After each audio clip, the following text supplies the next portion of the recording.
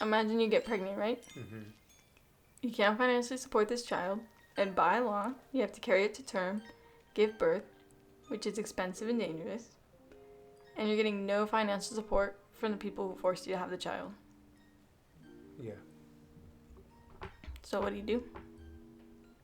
I don't know. It's a tough situation. People are already experiencing situations exactly like this, and more people may have to soon. My name is Regan. And my name is Nick. And this is our podcast episode on abortion rights. In light of recent events with Roe v. Wade and the possible overturn of the case, we wanted to talk to you about how lack of or heavy restriction on abortion rights is unsafe and ultimately discriminative towards marginalized groups. Roe v. Wade was the Supreme Court case that decided whether anyone who can bear a child has the right to decide if they want to carry out their pregnancy to term or not. The court case is protected under the 14th Amendment in the Constitution. That reminds me that a lot of what's going on directly ties and affects one's right to your bodily autonomy. And if you don't know what that is, it's the right for a person to govern what happens to their body without any external influence. Lack of access or denied access to safe abortion services causes people to seek out unsafe methods to end their pregnancy. Taking away and restricting rights and resources does not affect how many abortions are performed, and it does affect how many of those are safe. Many people consider abortion to be a part of essential health care, and it's a very safe procedure when done professionally. A person can perform an abortion independently if they have the proper information and support. A self-induced abortion is when people seek to end their pregnancy with no medical help. This often includes using unregulated or over-the-counter medications and other unsafe methods. Potential physical health risks someone can face from an unsafe abortion are hemorrhage, bleeding, infection, septic abortions, damage to the uterus, possibility of not being able to become pregnant again, incomplete abortion, which is when all pregnant tissue was not removed from the uterus, and in worst case scenario, maternal death. Let me expand on that a little. Common occurrences with self-induced abortion are bacterial infection disrupting reproductive organs and incomplete abortions. These can cause septic abortions to occur. Sepsis is caused when an infection enters the bloodstream. It causes your organs to start failing. Although septic abortions can still happen with a professional, it is a much larger risk and problem with self-induced abortions. With self-induced abortions, it's a lot harder to make sure all the materials used are sterile and won't cause infection.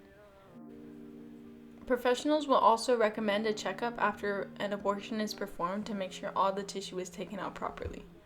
When someone undergoes the responsibility to do this by themselves, they may have no indication that something could have gone wrong before it's too late. A septic abortion can be treated, but because of the fatality, it must be treated right away. Septic abortions' long-term effects include, but are not only exclusive to, liver and kidney failure, as well as respiratory and cardiac failure. In many cases with septic abortions, a total hysterectomy may be required to remove the infection to treat the sepsis. Jonas Swartz, a gynecologist that was part of a speech at Duke University, tells us that women are 14 times more likely to die during childbirth than they are during abortion.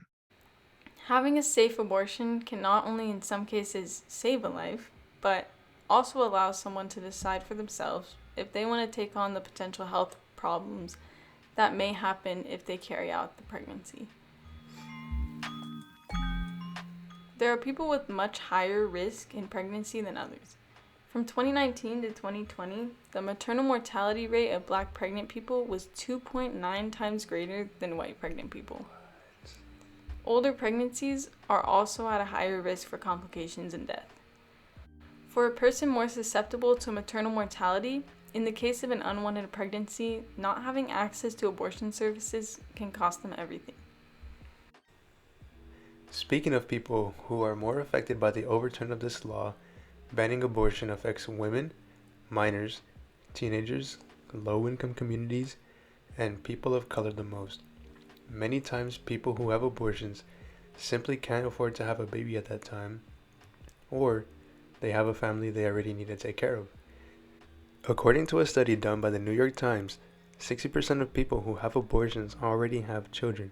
In places where abortion is banned or heavily restricted, many people have to travel long distances or even to another state that has the resources they need to get the procedure done properly and safely.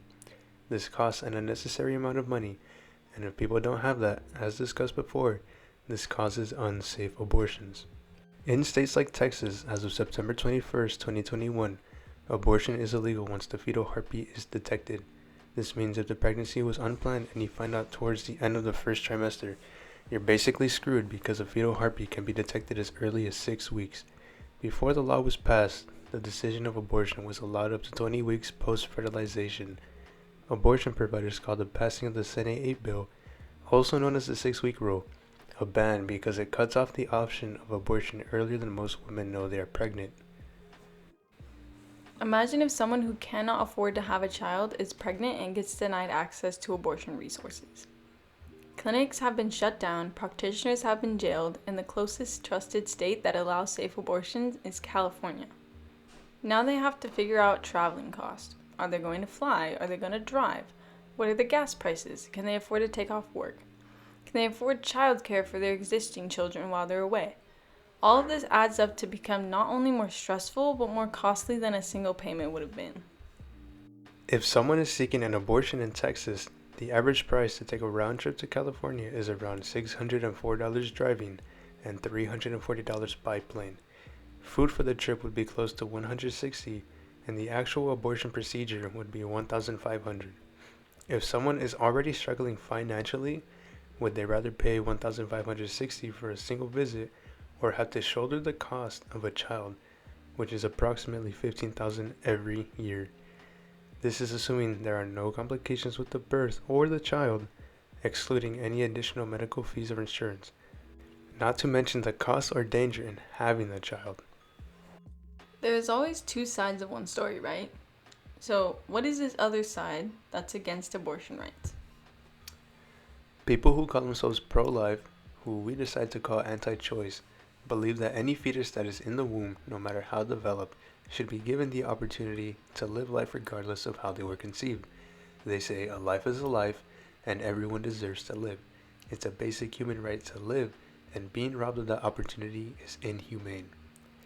If a child is unwanted, their solution is to give it up for adoption or to someone who wants a child that may not be able to have one themselves. You shouldn't burden the baby with holding the power over whether it should live or not. Many of their beliefs are heavily influenced and backed by religion.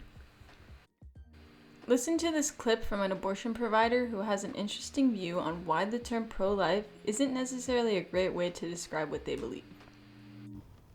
I prefer to call pro-lifers anti-choice because I believe I am pro-life, and I am pro-life, the life of the pregnant person requesting a termination. So anti-choice are the people who do not agree with abortion. They don't agree with total reproductive health. After hearing this, it changed our perspective on what we would consider pro-life to mean. Anti-choice makes more sense to us in this situation because most people who consider themselves to be pro-life are the people who are backing the overturn of Roe v. Wade. As we mentioned, a perfect birth is unrealistic for some people. If all abortion rights were taken away, then the effect would fall heavy on communities who can't afford to not have these resources. Not only that, but it's a huge invasion of one's rights to choose what's best for their own body. No matter what you believe on the stance of abortion rights, I hope that we can find a common ground that people who can bear a child have the right to decide what they want to do with their own body without other religion or intruding opinions getting in the way of their rights. Once again, taking away resources will not create fewer abortions. It will only make situations worse and unsafe, heavily affecting certain communities more than others.